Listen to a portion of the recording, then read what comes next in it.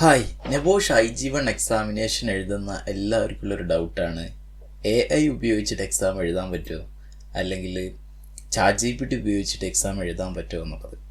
ആ കാര്യങ്ങളൊക്കെ ഡിസ്കസ് ചെയ്യാൻ വേണ്ടി ഒരു വീഡിയോ ചെയ്യാമെന്ന് കരുതി.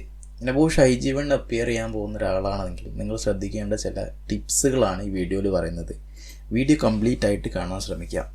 അതേപോലെ തന്നെ വീഡിയോയുടെ എൻഡിൽ എന്താണ് നെബോഷിൻ്റെ പോളിസി AI യൂസ് ചെയ്യുന്നത് എന്നും ഞാൻ ഈ വീഡിയോയിൽ പറയുന്നുണ്ട്.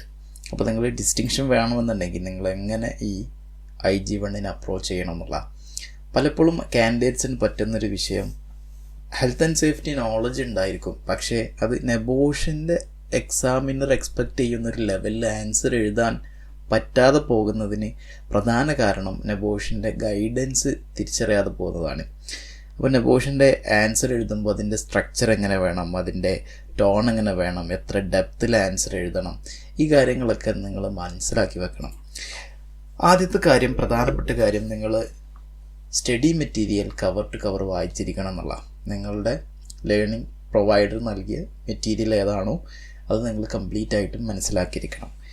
ഒരു പ്രധാന കാര്യം പറയാനുള്ളത്, നിങ്ങൾ നെബോഷ് IG-1 എഴുതുന്ന ഒരു കാൻഡിഡേറ്റ് ആണെങ്കിൽ നിങ്ങളെ ഹെൽപ്പ് ചെയ്യുന്ന ഒരുപാട് റിസോഴ്സസുകൾ എനിക്ക് എൻ്റെ ലേണിംഗ് ക്ലബ്ബിലൂടെ നിങ്ങൾക്ക് തരാൻ പറ്റും. നിങ്ങൾക്ക് ഇൻട്രസ്റ്റ് ഉണ്ടെന്നുണ്ടെങ്കിൽ താഴെ കാണുന്ന വാട്സപ്പ് നമ്പറിൽ എന്നെ കോൺടാക്ട് ചെയ്താൽ ഞാൻ ഡീറ്റെയിൽസ് തരുന്നതായിരിക്കും.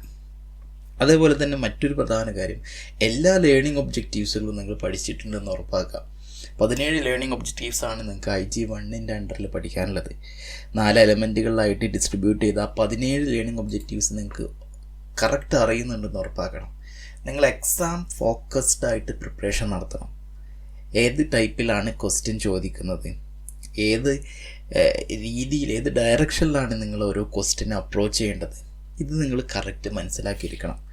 മോഡൽ ക്വസ്റ്റ്യനും എല്ലാം നിങ്ങൾക്ക് എൻ്റെ ലേണിംഗ് ക്ലബ്ബിൽ ജോയിൻ ചെയ്താൽ നിങ്ങൾക്ക് കിട്ടുന്നതായിരിക്കും. അതേപോലെ ഒരുപാട് സപ്പോർട്ട്, നിങ്ങൾക്ക് 1-to-1 സപ്പോർട്ടും നിങ്ങളുടെ എക്സാമിനെ പ്രിപ്പയർ ചെയ്യാൻ പാകത്തിനുള്ള എല്ലാ റിസോഴ്സസുകളും നിങ്ങൾക്ക് കിട്ടുന്നതായിരിക്കും. അതേപോലെ തന്നെയാണ് UK ടൈം 11 മണിക്കാണ് നിങ്ങളുടെ എക്സാം സ്റ്റാർട്ട് ചെയ്യുന്നത്. ഒരു കാര്യം ശ്രദ്ധിക്കുക, ഇപ്പോൾ റീസെൻ്റായിട്ട് ടൈം ചേഞ്ച് ചെയ്തിട്ടുണ്ട് UK. അതുകൊണ്ട് തന്നെ നിങ്ങളുടെ രാജ്യത്ത് ഏതാണോ ടൈം എന്നുള്ളത് നേരത്തെ തന്നെ ചെക്ക് ചെയ്യാം. എന്നിട്ട് ആ സമയത്തേക്ക് നിങ്ങൾ ക്വസ്റ്റ്യൻ പേപ്പർ ഡൗൺലോഡ് ചെയ്യാനായിട്ട് പ്രിപ്പയർ ആവാം. ക്വസ്റ്റ്യൻ പേപ്പർ learning.nebosh.org.uk എന്നുള്ള വെബ്സൈറ്റിലാണ് നിങ്ങൾക്ക് കിട്ടുന്നത്. ഫ്രഷ് കാൻഡിഡേറ്റ്സ് ആണെങ്കിൽ നിങ്ങൾ ഈ വെബ്സൈറ്റിൽ കയറി ഉടനെ പാസ്വേഡ് ചേഞ്ച് ചെയ്യേണ്ടതായിട്ടുണ്ട്. അത് നേരത്തെ നിങ്ങൾ ചെയ്തിട്ടുള്ള ഒരാളാണെങ്കിൽ നിങ്ങൾക്ക് നിങ്ങൾ സെറ്റ് ചെയ്തിട്ടുള്ള പാസ്വേഡ് ഉപയോഗിച്ചിട്ട് ലോഗിൻ ചെയ്യാവുന്നതാണ്. ഇനി മറ്റൊരു കാര്യം, നിങ്ങൾ ആദ്യം കിട്ടിയ ഉടനെ ആൻസർ ടെംപ്ലേറ്റ് കിട്ടിയ ഉടനെ, അത് ക്വസ്റ്റ്യൻ പേപ്പർ ആൻസർ ടെംപ്ലേറ്റ് നിങ്ങൾ ഡൗൺലോഡ് ചെയ്ത് കഴിഞ്ഞിട്ടുണ്ടാകും. കിട്ടിയ ഉടനെ ചെയ്യാനുള്ള കാര്യം, ക്വസ്റ്റ്യൻ ടെംപ്ലേറ്റിൽ ആ ആൻസർ ടെംപ്ലേറ്റ് നിങ്ങൾ നിങ്ങളുടെ ഫയൽ നെയിം ചേഞ്ച് ചെയ്യുക എന്നുള്ളതാണ്. ഫയൽ നെയിം നിങ്ങൾ surname, form name, learner number എന്നുള്ള ഒരു സീക്വൻസിൽ, എന്നുള്ളൊരു ഓർഡറിലാണ് നിങ്ങൾ അത് ഫയൽ നെയിം റീനെയിം ചെയ്യേണ്ടത്. ശേഷം നിങ്ങൾ ക്വസ്റ്റ്യൻ പേപ്പർ അറ്റ്ലീസ്റ്റ് 3 തവണയെങ്കിലും വായിക്കണം സിനാരിയോ. കാരണം സിനാരിയോ വളരെ പ്രധാനപ്പെട്ട ഒരു ഭാഗമാണ് നിങ്ങളുടെ ആൻസറിൽ. നിങ്ങളിവിടെ ചെക്ക് ചെയ്യുന്നത് നിങ്ങൾ പഠിച്ച ലേണിംഗ് ഒബ്ജക്റ്റീവ്സുകളൊക്കെ നിങ്ങൾ ഈ സിനാരിയോയിൽ അപ്ലൈ ചെയ്തിട്ടുണ്ടോ, അത് കറക്റ്റ് എക്സാമിനർക്ക് മനസ്സിലാക്കണം. അതാണ് നിങ്ങളിവിടെ ഷോക്കേസ് ചെയ്യുന്നത്. അതുകൊണ്ട് തന്നെ സിനാരിയോ നന്നായിട്ട് വായിച്ചിരിക്കണം. ഞാൻ ആൻസർ ചെയ്യുമ്പോൾ ഞാൻ റെക്കമെൻഡ് ചെയ്യുന്ന ഫോണ്ട് സ്റ്റൈല് ഏരിയയിലാണ്. ഞാൻ റെക്കമെൻഡ് ചെയ്യുന്ന ഫോണ്ട് സൈസ് 12 ആണ്. നിങ്ങൾക്ക് ഏത് വേണമെങ്കിലും ഉപയോഗിക്കാവുന്നതാണ്. റെഗുലറായിട്ട് സിസ്റ്റം അല്ലെങ്കിൽ ആ ഡോക്യുമെൻ്റ് സേവ് ചെയ്യാൻ ശ്രമിക്കുക. ഒരിക്കലും അത് മറന്നു പോകരുത്. റെഗുലറായിട്ട് കൺട്രോളേഴ്സ് നിങ്ങൾ എൻ്റർ ചെയ്തുകൊണ്ടേയിരിക്കുക. കാര്യം എന്താ വെച്ചാൽ, നിങ്ങൾ എക്സാം എഴുതുന്ന സമയത്ത് ഞാൻ പലപ്പോഴും പറയുന്നതാണ്, ഒരുപക്ഷെ നിങ്ങൾ മെൻ്റലി വീക്കായിരിക്കും, അതുപോലെ തന്നെ കമ്പ്യൂട്ടർ വീക്കായിരിക്കും. ഒരുപാട് ടൈം നിങ്ങളത് യൂസ് ചെയ്യുന്നുണ്ട്. സാധാരണ രീതിയിൽ കമ്പ്യൂട്ടറൊക്കെ ഒന്നും ഒരു റെഗുലറായിട്ട് യൂസ് ചെയ്യാത്തൊരു കാൻഡിഡേറ്റ് ആണെന്നുണ്ടെങ്കിൽ നിങ്ങൾ എഴുതി അത്ര ഡാറ്റ നഷ്ടപ്പെടാനുള്ള ചാൻസ് വളരെ കൂടുതലാണ്. ശ്രദ്ധിക്കുക. അതേപോലെ തന്നെ മാക്സിമം വേർഡ് കൗണ്ട് 3300 വേർഡ്സ് ആണ്. അതായത് 100 മാർക്കിനാണ് 3300 വേർഡ്സ്. 3000 വേർഡ്സ് ആണ് ഗൈഡിൽ പറയുന്നത്. ഗൈഡിൻ്റെ മറ്റൊരു ഭാഗത്ത് 10% നിങ്ങൾക്ക് ടോളറൻസ് കിട്ടുമെന്ന് പറയും. അതേസമയം അത് കൂട്ടി വായിക്കുമ്പോൾ 3300 വേർഡ്സ് വരെ നിങ്ങൾക്ക് എഴുതാൻ പറ്റും. അതായത് ഒരു മാർക്കിന് നിങ്ങൾക്ക് 33 വേർഡ് എഴുതിയാൽ നിങ്ങൾക്ക് 1 മാർക്ക് കിട്ടും എന്നുള്ളതാണ് ഒരു കണക്ക്. അപ്പോൾ വേർഡ് കൗണ്ട് നോക്കിയിട്ടല്ല നിങ്ങൾക്ക് മാർക്ക് ഇടുന്നത്, പകരം മാർക്ക് ഇടുന്നത് ആൻസർ സ്കീമിലുള്ള ഓരോ പോയിൻറ്റ്സും നിങ്ങൾ ആൻസർ പേപ്പറിൽ ഉണ്ടോ എന്ന് നോക്കിയിട്ടാണ്. അപ്പോൾ നിങ്ങൾ റിവേഴ്സിൽ ചിന്തിക്കണം. ഓക്കെ, അതായത് നിങ്ങൾക്കൊരു മാർക്ക് കിട്ടാൻ എന്താണ് നിങ്ങളിവിടെ ചെയ്യേണ്ടത്, അങ്ങനെ വേണം നിങ്ങളുടെ ഓരോ സെൻറ്റൻസും കൗണ്ട് ചെയ്യണം. കൗണ്ട് ഇൻ ദ സെൻസ് നിങ്ങളത് ചിന്തിക്കണം. ഓക്കെ, ഞാൻ ഈ ഒരു എഴുതിയ വേർഡ് അത് ഇവിടെ റെലവൻ്റ് ആണ്, ഈ ഒരു സെൻറ്റൻസിന് ഈ വേർഡ് ഇവിടെ വേണം, അത് എനിക്ക് മാർക്ക് കിട്ടാനുള്ള ഒരു സെൻറ്റൻസ് ആണ് എന്നുള്ളത്. ഒരു സെൻറ്റൻസ് എഴുതിയാൽ മതി എനിക്കൊരു മാർക്ക് കിട്ടാൻ. 15 മാർക്കിനാണെങ്കിൽ ഒരു 20 ബുള്ളറ്റ് പോയിൻറ്റ്സുകൾ എഴുതുന്നതാണ് ഏറ്റവും ബെസ്റ്റ് വേ എന്ന് പറയുന്നത്.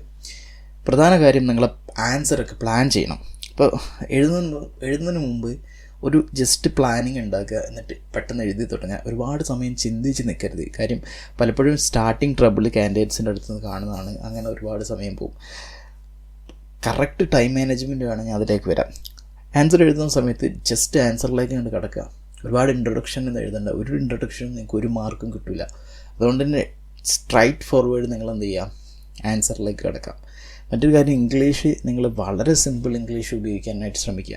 ഫാൻസി വേർഡ്സുകളും ഭയങ്കര കോംപ്ലക്സ് സെൻറ്റൻസൊക്കെ ആക്കി എഴുതുന്നത് നിങ്ങൾ ഒഴിവാക്കുക. കാര്യം എക്സാമിനർ എപ്പോഴും വളരെ ഈസി ആയിട്ട് സിമ്പിളായിട്ടുള്ളൊരു ആൻസറാണ് നിങ്ങളുടെ ആൻസർ പേപ്പറിൽ നിന്ന് എക്സ്പെക്റ്റ് ചെയ്യുന്നത്. അതേപോലെ തന്നെ ടെക്നിക്കൽ ടേംസുകളൊക്കെ നിങ്ങൾ ആവശ്യമില്ലാത്തത് ഉപയോഗിക്കില്ല, ബട്ട് ടെക്നിക്കൽ ടേംസ് ആയിരിക്കും നിങ്ങളുടെ ആൻസർ സ്കീമിൽ എക്സാമിനറുടെ ആൻസർ സ്കീമിൽ ഉണ്ടായിരിക്കുക. അപ്പോൾ നിങ്ങളുടെ ലേണിംഗ് ഒബ്ജക്റ്റീവ്സിൻ്റെ അണ്ടറിൽ പഠിച്ചിട്ടുള്ള, നിങ്ങൾ ട്രെയിനിങ് പീരീഡിൽ പഠിച്ചിട്ടുള്ള ടെക്നിക്കൽ ടേംസുകളായിരിക്കും നിങ്ങൾ യൂസ് ചെയ്യേണ്ടത്. ടൈം മാനേജ്മെൻറ്റ് ഞാൻ പറഞ്ഞു വളരെ ക്രൂഷ്യലാണ്. കാര്യം നിങ്ങൾ ഓരോ ക്വസ്റ്റ്യനും എത്ര ടൈം നിങ്ങൾ സ്പെൻഡ് ചെയ്യും എന്നുള്ളത് ഒന്ന് പ്ലാൻ ചെയ്യണമെങ്കിൽ വളരെ ഈസി ആയിട്ട് ഫീൽ ചെയ്യുന്ന ചില ക്വസ്റ്റ്യൻസ് ഉണ്ടാവും. അപ്പോൾ നിങ്ങളതൊക്കെ അതിന് ഈ ഒരു ടൈമിൽ ഞാൻ എന്താ സ്പെൻഡ് ചെയ്യുമോ, അതിന് ചിലപ്പോൾ ഒരുപാട് റിസർച്ചുകൾ നടത്തേണ്ടത് പലപ്പോഴും നിങ്ങളെ ഡീവിയേറ്റ് ചെയ്യാനുള്ള ഒരു കാര്യമാണ്. നിങ്ങൾ ഒരുപാട് റിസർച്ചൊന്നും എക്സാം ടൈമിൽ നടത്തരുത്. എക്സാം ടൈമിന് മുമ്പാണ് എല്ലാ റിസർച്ചും ചെയ്യേണ്ടത്. എക്സാം സമയത്ത് നിങ്ങൾ പഠിച്ച കാര്യങ്ങൾ അപ്ലൈ ചെയ്യാനായിട്ട് ശ്രമിക്കുക. ആ സമയത്ത് നിങ്ങൾക്ക് ടെക്സ്റ്റ് ബുക്ക് മാത്രം റെഫർ ചെയ്യുന്നതാണ് നല്ലത്. ഒരുപാട് ഇൻ്റർനെറ്റൊക്കെ റെഫർ ചെയ്ത് ഒരുപാട് ടൈം വേസ്റ്റായി പോകും. അപ്പോൾ ടൈം എന്നുള്ളത് വളരെ ഇമ്പോർട്ടൻ്റ് ആയിട്ടുള്ള ഫാക്റ്റാണ്. അത് ശ്രദ്ധിക്കുക. ഓരോ ക്വസ്റ്റ്യനും നിങ്ങളിപ്പോൾ ഓക്കെ ഈ ഒരു 2 മണിക്കൂറിന് ഞാൻ ക്വസ്റ്റ്യൻ കംപ്ലീറ്റ് ചെയ്യും, എന്നിട്ട് ഒരു നിശ്ചിത സമയത്തിന് മുമ്പ് കംപ്ലീറ്റ് ചെയ്യുകയും അത് റീചെക്ക് ചെയ്യുകയും വേണം. ആൻസേഴ്സ് എല്ലാം ബുള്ളറ്റ് പോയിൻറ്റ്സ് ആക്കിയിട്ട് എഴുതുന്നതാണ് ഏറ്റവും നല്ലത്. കൺസൈസ് ആയിരിക്കണം, സ്പെസിഫിക് ആയിരിക്കണം ആൻസർ എല്ലാം ക്ലിയർ ആയിട്ട് എഴുതുക. പല സമയത്തും നിങ്ങൾക്ക് ജസ്റ്റിഫിക്കേഷൻ കൊടുക്കേണ്ടി വരും. ഇപ്പോൾ ഒരു കാര്യം നിങ്ങൾ സിനാരിയോൻ്റെ ബേസിൽ, നിങ്ങളുടെ നോളജിൻ്റെ ബേസിൽ പറഞ്ഞാൽ അതിന് പലപ്പോഴും വൈ സോ എന്നുള്ളൊരു ചോദ്യം തിരിച്ചു ചോദിക്കുമ്പോൾ അതിനുള്ള ഉത്തരമാണ് ജസ്റ്റിഫിക്കേഷൻ. പലപ്പോഴും അതിന് ചില കാര്യം നിങ്ങൾ വാട്ട് എന്താണെന്നുള്ള സ്റ്റേറ്റ്മെൻറ്റ് കൊടുക്കും. അതിന് വൈ എന്തുകൊണ്ടാണ് നിങ്ങളത് കൊടുക്കുന്നത് എന്നുള്ളതും പലപ്പോഴും പറയേണ്ടതായിട്ട് വരും. എല്ലാ ക്വസ്റ്റ്യനും ബാധകമല്ല, അല്ല മോസ്റ്റ് ഓഫ് ദ കേസസും അത് വേണം. ഇനി സബ് ഹെഡിങ് ആവശ്യമായിട്ടുണ്ടോ? ആക്ച്വലി സബ് ഹെഡിങ് അത് ഒരു ചെറിയൊരു കീവേഡ്, ആ കീവേഡ് നിങ്ങൾ എഴുതും, അതിനെ എക്സ്പ്ലെയിൻ ചെയ്ത്. ഇപ്പോൾ ഒരു എക്സാമ്പിൾ പറയാം, എന്തൊക്കെയാണ് വർക്ക് പ്ലേസിൽ ഉള്ള നല്ല കാര്യങ്ങളെന്ന് ചോദിക്കുമ്പോൾ അവിടെ നിങ്ങൾക്ക് ട്രെയിനിങ് ഉണ്ട് എന്ന് പറയാം. അപ്പോൾ ആ ട്രെയിനിങ് എന്നുള്ളത് ചെറിയൊരു സബ് ഹെഡിങ് ആയിട്ട് എഴുതാം, അത് ബോൾഡാക്കിയിട്ട് എഴുതാം. എന്നിട്ട് അതിന് ഡബിൾ കോളൊക്കെ ഇട്ടിട്ട് നിങ്ങൾക്ക് എന്ത് ചെയ്യാം, ബാക്കി ട്രെയിനിങ്ങിൻ്റെ കാര്യങ്ങൾ എന്തൊക്കെയാണ് സിനാരിയോയിൽ പറയുന്നത് അത് എക്സ്പാൻഡ് ചെയ്തിട്ട് എഴുതാം. അതൊരു നല്ല പ്രാക്ടീസാണ്. അതെല്ലാ ആൻസറിനും ബാധകമാവോ ഇല്ല. ചില ആൻസേഴ്സ് നിങ്ങൾ സബ് ഹെഡിങ്ങോ അല്ലെങ്കിൽ ഇങ്ങനെ ഓരോരോ കീവേഡുകളൊക്കെ തിരഞ്ഞാൽ ചിലപ്പോൾ നിങ്ങൾക്ക് കാണാൻ പറ്റുന്നുണ്ടായിരിക്കില്ല. അപ്പോൾ അതിന് ചിന്തിച്ച് സമയം കളയണ്ട. അതുപോലെ തന്നെ നിങ്ങളുടെ ആൻസേഴ്സൊക്കെ ഒരു ലോജിക്കൽ സീക്വൻസിൽ എഴുതാനായിട്ട് ശ്രമിക്കുക. ഈ ലോജിക്കൽ സീക്വൻസ് എന്തിനാണെന്ന് വെച്ചാൽ എക്സാമിനറുടെ ജോബ് ഈസി ആക്കാനാണ്. അതേപോലെ തന്നെ നിങ്ങളൊരു ബുള്ളറ്റ് പോയിൻ്റ് എഴുതി അടുത്ത ബുള്ളറ്റ് പോയിൻ്റ് എഴുതുന്നതിന് മുമ്പ് ഒരു വിസിബിൾ ഗ്യാപ്പ് വിടാം. ഒക്കെ ഒരു ലൈൻ സ്പേസ് വിടുക. കാരണം നിങ്ങൾക്ക് വേർഡ് കൗണ്ടാണ് നോക്കുന്നത്, പേജ് നമ്പറല്ല. അപ്പോൾ വളരെ വൃത്തിയിൽ ഓരോ ബുള്ളറ്റ് പോയിൻറ്റും എക്സാമിനർക്ക് വായിക്കാൻ സാധിക്കണം. അതേപോലെ തന്നെ ഒരു കാര്യം നിങ്ങൾ മൈൻഡ്ഫുൾ ആവേണ്ടത്, ഇവിടെ നിങ്ങൾ നോളജ് ഡെമോൺസ്ട്രേറ്റ് ചെയ്യാണ്. നിങ്ങൾ ലേണിംഗ് ഒബ്ജക്റ്റീവ്സുകളൊക്കെ പഠിച്ചിട്ടുണ്ട് എന്നുള്ളത് കാണിക്കാൻ വേണ്ടിയിട്ട്. ഓക്കെ, ലേണിംഗ് ഒബ്ജക്റ്റീവ്സ് എന്നാട്ടോ. നിങ്ങൾക്ക് ചിലപ്പോൾ സ്ലൈഡിൽ സ്പെല്ലിംഗ് മിസ്റ്റേക്ക് കാണാൻ പറ്റും. എന്നിട്ട് ആ ലേണിംഗ് ഒബ്ജക്റ്റീവ്സൊക്കെ നിങ്ങൾ സിനാരിയോയിൽ കറക്റ്റ് അപ്ലൈ ചെയ്തിട്ടുണ്ടോ എന്നാണ് നിങ്ങൾ ഇവിടെ കാണിക്കാൻ പോകുന്നത്. ആ കാര്യം നിങ്ങൾ എന്തായിരിക്കണം, ആൻസർ എഴുതുമ്പോൾ ശ്രദ്ധിക്കണം. അതേപോലെ തന്നെ ഞാൻ നേരത്തെ പറഞ്ഞു, ആൻസേഴ്സൊക്കെ വളരെ കൺസൈസ് ആയിരിക്കണം. ഇനി മറ്റൊരു കാര്യം, സെയിം ആൻസർ റിപ്പീറ്റ് ചെയ്യുന്നുണ്ട് മാർക്ക് എക്സ്ട്രാ കിട്ടുമോ? നോപ്പ്, ഒരിക്കലും നിങ്ങൾക്ക് മാർക്ക് സെയിം ആൻസർ റിപ്പീറ്റ് ചെയ്യുന്നതുകൊണ്ട് കിട്ടില്ല. കാര്യം ആൻസർ സ്കീമിൻ്റെ ബേസിലാണ് മാർക്ക് ഇടുന്നത്. അതേപോലെ തന്നെ നിങ്ങളിപ്പോൾ ഒരു സെയിം സെൻറ്റൻസ് നിങ്ങൾ സിനാരിയോന്ന് കോപ്പി എടുത്ത് ആൻസറിൽ ഉപയോഗിക്കുകയാണ്. അപ്പോൾ ചില കോട്ടുകൾ അല്ലെങ്കിൽ ചില കാര്യങ്ങൾ, ഇപ്പം ലൈൻ മാനേജർ ഒരു വർക്കറോട് പറഞ്ഞു എന്നൊക്കെ പറഞ്ഞിട്ടുള്ള ചില ടേംസുകൾ ഉണ്ടാവും, അല്ലെങ്കിൽ ചില സെൻറ്റൻസുകൾ നിങ്ങൾക്ക് കോട്ട് ചെയ്യേണ്ടതായിട്ട് വരും. അങ്ങനത്തെ സമയത്ത് നിങ്ങൾ കൊട്ടേഷൻ മാർക്ക് ഉപയോഗിച്ചിട്ട് വേണം അത് കോട്ട് ചെയ്യാൻ. കാര്യം പ്ലാജറിസം ഒരു ചാൻസ് ഒഴിവാക്കാൻ വേണ്ടിയിട്ടാണ്. അതേപോലെ സാധാരണ രീതിയിൽ പ്ലാജറിസത്തിനെ കുറിച്ച് ഒരുപാട് കാര്യങ്ങൾ ഡിസ്കസ് ചെയ്യാനുണ്ട്. ഒരുപക്ഷെ ഒരു ഡീറ്റെയിൽഡ് വീഡിയോ തന്നെ ചെയ്യേണ്ടി വരും. പക്ഷേ നെബോഷിൻ്റെ പോളിസി എന്താണ്, നിങ്ങൾ AI യൂസ് ചെയ്യുന്നതിനെ കുറിച്ച് എന്നുള്ളത് മാത്രം ഞാനിവിടെ പറയാൻ ഉദ്ദേശിച്ചു. നെബോഷിൻ്റെ ഒരുപാട് റിസോഴ്സ് നിങ്ങൾക്ക് അവരുടെ ഒഫീഷ്യൽ വെബ്സൈറ്റിൽ കാണാൻ പറ്റും. എന്താണ് നെബോഷ് AI ഉപയോഗിക്കുന്നതിനെ കുറിച്ച് പറയുന്നത് എന്ന് നമുക്ക് നോക്കാം. ഒന്നാമത്തെ കാര്യം, നെബോഷ് പറയുന്നത് നിങ്ങൾ AI ഉപയോഗിക്കുന്നത് ഒരുപാട് കാര്യങ്ങളിൽ നെബോഷ് അത് മാൽ പ്രാക്ടീസ് ആയിട്ട് കൺസിഡർ ചെയ്യും. ഈ പറഞ്ഞ കാര്യങ്ങൾ മാത്രമല്ല, ഇതിൽ പെട്ട കാര്യങ്ങളാണ്.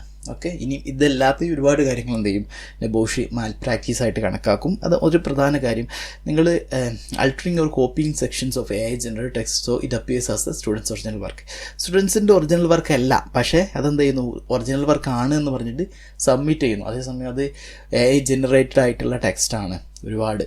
ഒക്കെ നിങ്ങൾ ചെറിയൊരു പോർഷൻ മാത്രമാണെങ്കിൽ AI ജനറേറ്റ് ചെയ്താണെന്ന് ചെക്ക് ചെയ്യുന്ന ടേണിറ്റിൻ സോഫ്റ്റ്വെയറിനെ ഡിറ്റക്റ്റ് ചെയ്യാൻ പറ്റില്ല. അതേസമയം ഒരു ലോങ് ഡീറ്റെയിൽസ് ആണ് നിങ്ങളത് AI ജനറേറ്ററിൽ നിന്ന് ഉപയോഗിച്ചുണ്ടാക്കിയതെങ്കിൽ തീർച്ചയായിട്ടും ടേണിറ്റിൻ അത് കണ്ടെത്തും, അത് മാൽ പ്രാക്ടീസിന് വഴിയൊരുക്കും.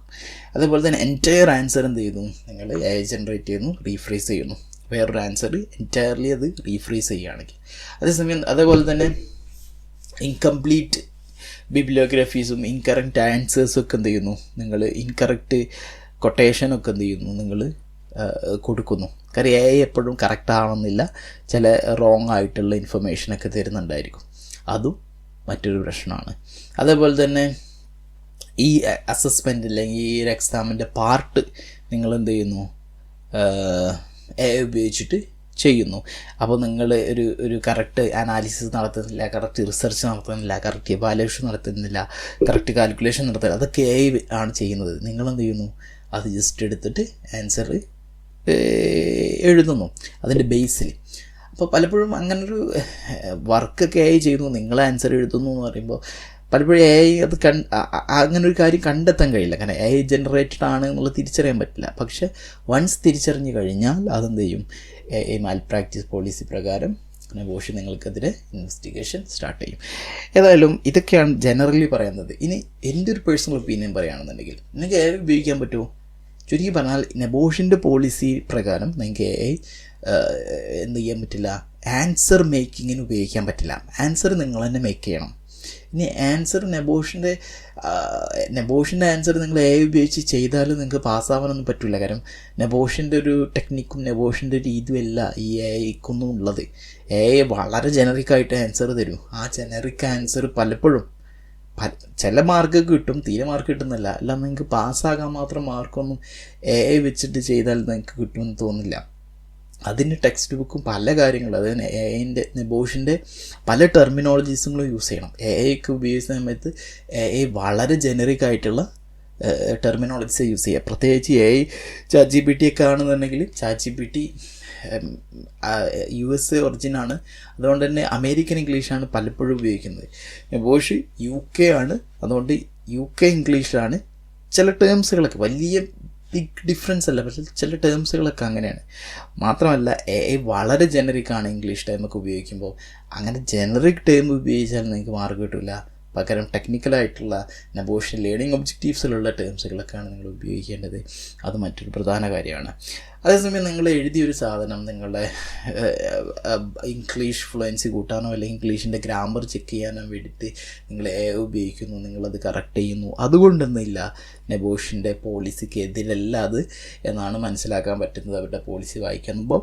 അതേപോലെ തന്നെ അത് നിങ്ങൾക്ക് ഇപ്പം നിങ്ങളുടെ ഒരു ഓൺ കണ്ടൻ്റാണ്, നിങ്ങളുടെ ഓൺ വർക്കാണ്. അതേസമയം നിങ്ങളത് എന്ത് ചെയ്യുന്നു, അതിൻ്റെ ഗ്രാമർ ചെക്ക് ചെയ്യാൻ വേണ്ടിയിട്ട് AI ഉപയോഗിക്കുന്നു. എന്നിട്ട് നിങ്ങളത് ചെയ്യുന്നു, ആ ചെക്ക് ചെയ്തതനുസരിച്ച് കറക്റ്റ് ചെയ്യുന്നു. അത് എന്തില്ല, AI ജനറേറ്റഡ് അല്ല. AI എന്ത് ചെയ്തിട്ടുള്ളൂ, ഗ്രാമറെ ചെക്ക് ചെയ്തിട്ടുള്ളൂ. ആ ഹെൽത്ത് ആൻഡ് സേഫ്റ്റി നോളജ് അല്ലെങ്കിൽ ഹെൽത്ത് ആൻഡ് സേഫ്റ്റി, അത് നിങ്ങൾ ആൻസർ പ്രസൻറ്റ് ചെയ്യുന്നതെല്ലാം നിങ്ങളുടെ വർക്കാണ്. നിങ്ങൾക്ക് അങ്ങനെ AI ഉപയോഗിക്കാവുന്നതാണ്. അതേപോലെ നിങ്ങൾ എക്സാമിന് അപ്പിയർ ചെയ്യുന്ന ഒരാളാണെന്നുണ്ടെങ്കിൽ ഹാപ്പി ലേണിംഗ്. See U.